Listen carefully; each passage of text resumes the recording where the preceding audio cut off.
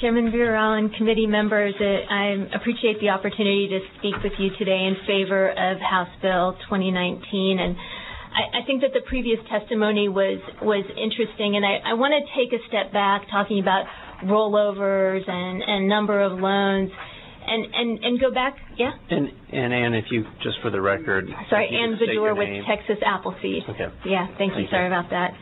And because at the core of this is really the concept of usury and the usury laws in Texas, and how important are those to our state, how important are those to our communities. And at Texas Appleseed, we have a real concern that if the usury laws are undermined and the intended standards in the law are undermined by market practices, that's harmful to our communities.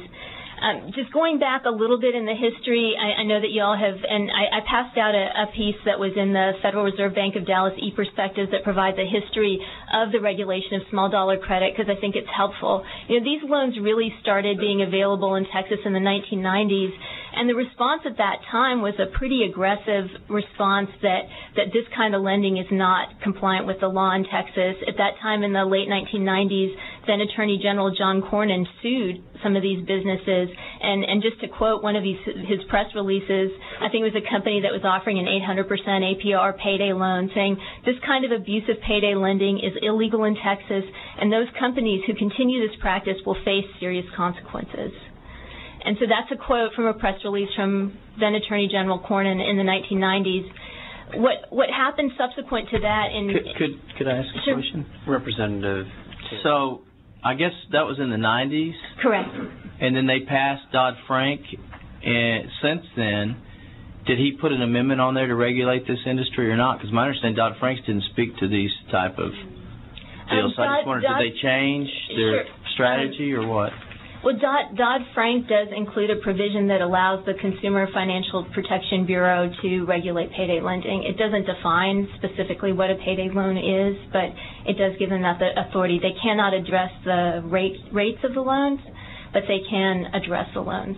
Have they done that? They have not done that yet. They're currently studying the issue. About a year ago, January, there was a hearing in Montgomery, Alabama, where they took testimony on that issue, and they've been taking public comment, and they began examining these businesses, I think, a little less than a year ago. And so since that time in the 90s, has there been any other Attorney General action?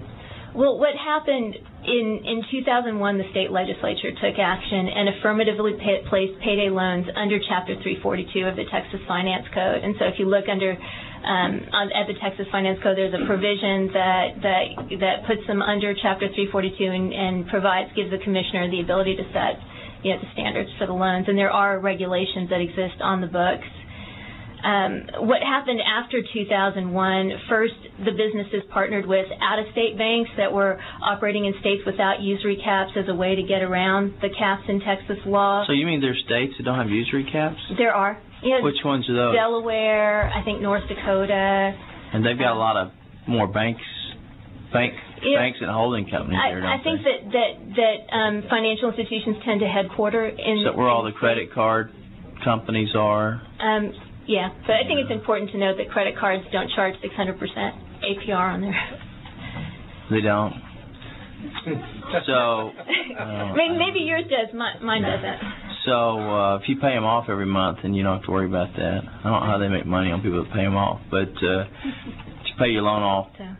So I just wanted to make sure I understood what you were saying. So why isn't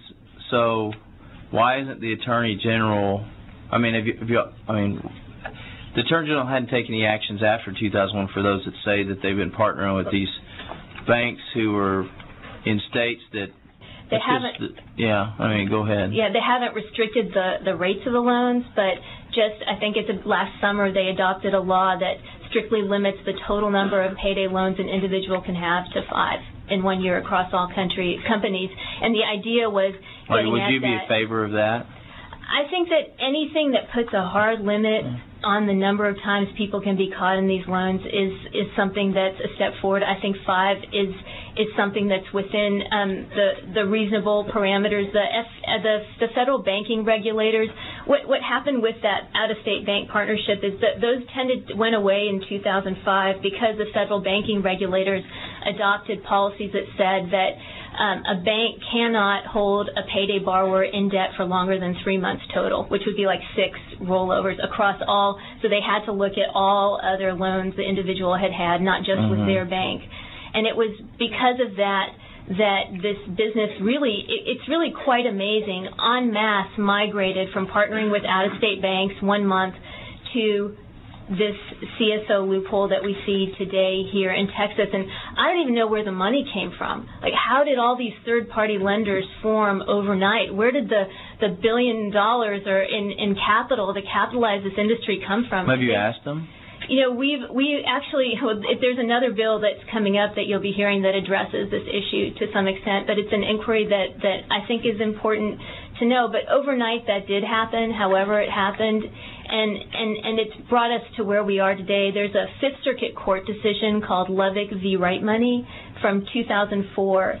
And at that time, the CSO model, there were just a few players that were engaging in this CSO model, and there was litigation and at the federal in federal court, and that court ruled that because the CSO Act doesn't explicitly attribute the fees to interest for usury purposes, and there's nothing else in the finance code that would do that therefore those fees are not attributable to interest for usury purposes, and so don't violate usury laws. However, if there were ever an exchange of fees, so that like if the CSO paid money to the third-party lender out of their fees, then at that point it would become attributable to usury. And so it is important to know the relationship. Like under that ruling, the credit services organization and the third-party lender could not have joint ownership. Otherwise, the fees would be attributable to usury.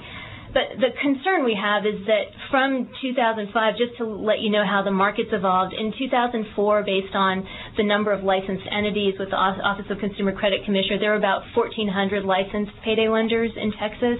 And now we have 3,500 locations, including lots of auto title lenders, which is a relatively new business in Texas. And that's something that's added a level of concern, because not only are people beholden to making payments, very high payments at frequent fee payments at frequent intervals, but if they miss a payment, even if they paid more than the principal that they borrowed, they lose their car. That's pretty high stakes to have fully secure loans offered at $300, $400. I've seen installment auto title loans posted online at 585% for 6-month loans. That, to me, is concerning, and it's concerning to our communities. And I think you have so many churches here and nonprofits here concerned about this, because, people aren't necessarily complaining to the state. Because you complain to the state, think of yourself, you're a working family, you barely have enough money to make ends meet. What do you do with your time? Do you complain to someone who can't help you, or do you go to someone who can help you? And so what we're seeing is maybe not a huge number of complaints at the state level, but huge demand at our nonprofits, at our churches, of families in desperate straits, trying to save their cars, trying to get out of these loans, or asking for rent assistance because they have trouble. Texas Appleseed has worked with some pro bono law firms to litigate some of these cases. There are arbitration clauses. Now, what does that mean, you've helped them? What does that do? We've connected them with pro bono counsel when borrowers have come to us in certain situations. With mostly it's been auto title loans, and what they found is the CSO Act is subject to the Deceptive Trade Practices Act, and to the unconscionability standards apply. And in each of the cases where we've been able to connect one of these borrowers to an attorney, they've been able to get a refund of the fees, and their legal argument has been based on the unconscionability of the loan and the structure. It's never fully gone to arbitration. They've settled prior to going to arbitration, but I think is there arbitration agreement in most of those? They all have arbitration agreements, and so there's not an avenue to the courts. Though the CSO Act explicitly states that there has to be an avenue to the courts, it's preempted by certain federal law standards, and so they're all in arbitration. And so the core concern I have is, today, I think you all heard of the testimony at the beginning closer to the beginning of the session that, our main streets are covered with filled with these loans, and it's something that's starting to undermine the economic viability of a lot of families. And people no one forces people to walk in the door. People are desperate. People do. I agree with what everybody here says, that people need access to small loans. But at some point... I don't know that I've ever said that. Well, some people on the committee have said that. I've heard that argument.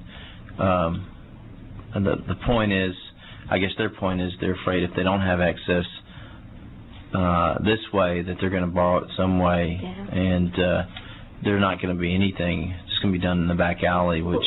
Well, what we found in... They don't just, not loan you anymore, which is, I think, the only remedy I hear from them. What are the remedies that they have if you don't pay? Obviously, take your car away if you signed up and said, hey, I understand I have to pay you or I'm going to lose my car. Yeah, and to the extent that it's a payday loan or payday installment loan, I think there's a borrower here who's going to be testifying, and you can ask more specifically of her experience. Well, I'm glad she's here. Obviously, or whoever, I don't know if it's has an issue. The question I'm asking you, because you've talked to a lot of these folks. Right. You found lawyers to help them. So. And there's still, even though it's illegal, people still get threatened with criminal charges.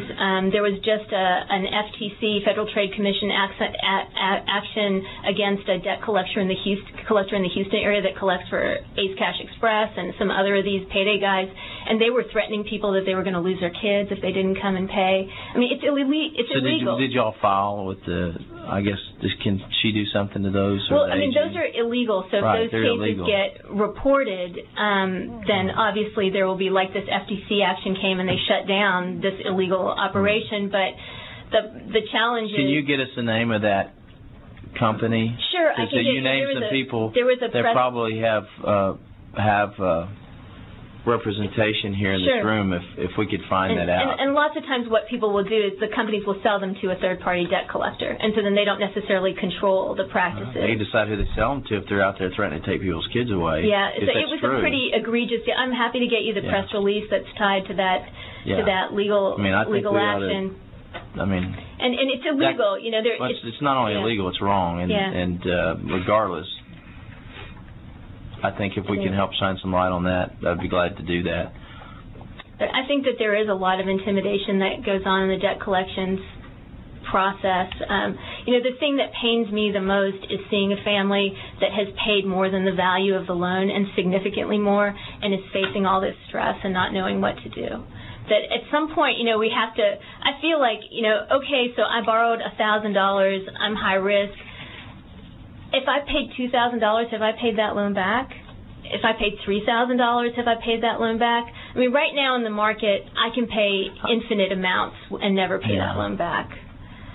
That's the whole question is how do you decide what's the fair amount? And, some of those credit card companies, for some people, charge more than more than people think are fair, and they get caught up in that trap, too. Right. So it's just, it's kind of... now you're asking us to be the arbiter of that. Well, I think that's why the Representative Craddick's bill is such I think an interesting bill to look at, because you don't have to reinvent the wheel. Some of the other proposals that we're looking at are 30, 40 pages long with really complicated provisions that who knows if they'll even be enforceable. And it's simple. We've already gone through this process. And there's a bill that went through this committee that's opening up some flexibility on the rates for 342 lenders. And perhaps those two in conjunction with each other may be a simple way to build on the laws that we have on the books, to build on the standard that the legislature has set in terms of how we see usury in this state. And I think that capping the charges is an essential piece of this puzzle. You can address some of the problems without doing that, but that's at the core. Members, any more questions? Chairman, thank you. And appreciate your testimony there. I kind of see there's another aspect here, and I think it's been mentioned in previous testimony on one of the other bills. When we're trying to regulate human behavior, we're trying to modify parameters on desperation. But the state has some issues that they do that doesn't look at that at all, and that's kind of like the lottery or the pari-mutuel, racing, where some of these folks in the same scenario, they take that $100 or $200 and they'll go to track and they're trying, well, maybe I can turn it into $1,000, or they'll go in there to the lottery and they'll put down $50, $60, $70 on the lottery trying to hit it big to take care of these things. And it's funny because the state doesn't look or ask for credit or background or data, and there's no restrictions or regulations on the number of times they can go back and back and back and back. So let me ask you something. So if Dean Craddick will go in there and apply this to lottery and sell lottery, the same thing, you have to be registered and meet the same things.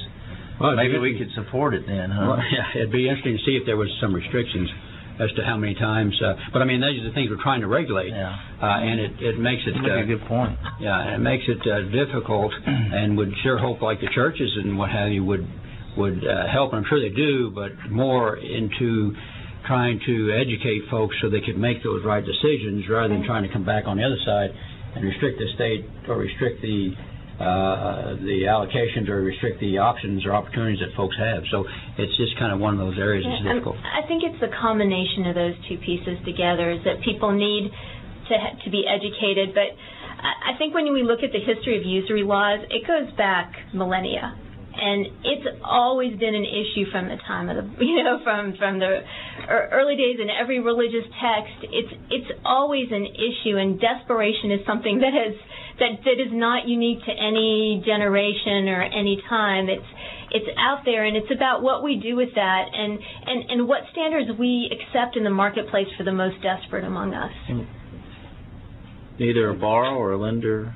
And just as another point, in survey after survey of borrowers from surveys that the FDIC has done, Texas Appleseed has surveyed Texas nonprofits, Pew Charitable Trust has done some major surveys on payday lending.